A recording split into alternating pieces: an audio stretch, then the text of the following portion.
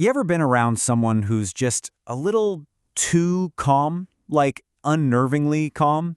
Well, today we're diving into that exact thing, that really strange, unspoken social dynamic, that uncomfortable feeling we get when someone's composure just seems totally, completely unshakable. I mean, it's a feeling a lot of us have had, right? But it's so hard to put into words. So that's the big question we're going to unpack today. Why on earth does someone else's calm sometimes feel so unsettling? We're calling this the unsettling calm, and it's the perfect name for it. It's that subtle, unspoken friction that happens when you're interacting with a person who just seems totally unbothered by stuff that would send the rest of us into a total tailspin. Oh, I bet you can picture someone right now, can't you? Think about that coworker who, in the middle of a full-blown project meltdown, is just the absolute picture of tranquility. Or maybe it's that friend you can vent to for hours, but they never seem to need to vent back. They just kind of listen, nod, and always seem to have it all together. And listen, if you've ever had this exact thought, you are so not alone. It can feel completely nuts. I mean, they haven't actually done anything wrong. In fact, they're often kind of admirable. But still, there's this little nagging feeling, this almost unjustified dislike that we just can't seem to shake. So what is really going on here? Well, the psychology behind this is absolutely fascinating. And here's the twist. It turns out that discomfort we feel, it often has very little to do with them, and everything to do with what their behavior reflects back at us. It's like a mirror effect. Okay, so there's actually a name for this. Psychologically, it's called the threat of independence, and it is a powerful trigger. See, when we meet someone whose self-assurance is so solid that they don't seem to need anyone else's approval, it can shine this super bright spotlight on just how much we might rely on it.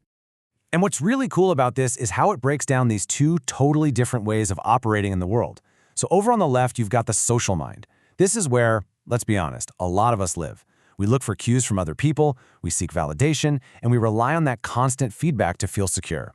But the independent mind on the right, whoa, it's running on completely different software. It's internally validated. Their calm doesn't come from getting a pat on the back from the group. It comes from somewhere inside. And, this whole thing goes way deeper than just a simple personality clash. When someone operates with that independent mind, it can seriously feel like they're violating some unspoken social contract that all the rest of us instinctively follow. So let's break it down. Why does it feel like a threat? Well, it's because we're all kind of wired to expect this social give and take, When they don't look for our validation or ask for our opinion, it just disrupts everything we expect. Their independence totally breaks that typical feedback loop we're all a part of.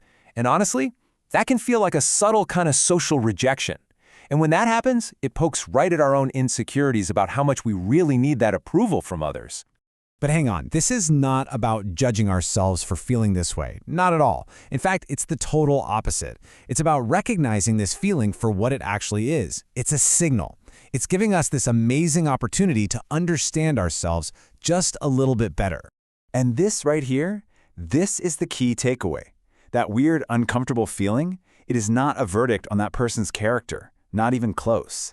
You should think of it more like a compass. It's a little blinking light on your own internal dashboard, and it's pointing inward, basically asking you to just take a look.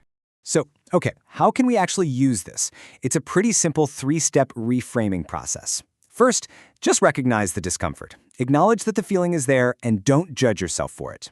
Second, try to figure out the specific trigger. What just happened? Did they handle a really stressful situation with an ease that you wish you had? And third, question your reaction. Ask yourself, why does this bother me so much? What need inside of me feels unmet or maybe even challenged in this moment? And that brings us to this final, really powerful thought to leave you with. What if? What if we chose to see these unshakable people not as a threat to our own security, but as an invitation? Maybe their calm isn't about them at all. Maybe it's just an invitation for us to look inward and start cultivating a little more of that quiet, independent strength for ourselves.